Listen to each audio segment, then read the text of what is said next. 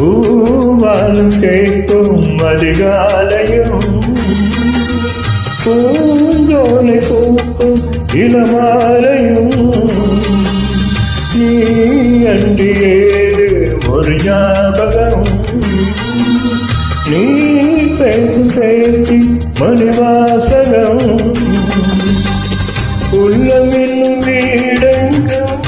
உன்னழகை நான் தானே சித்திரத்தை போல் என்றும் ஒட்டி வைத்து பார்த்தேனே எடை தழுவும்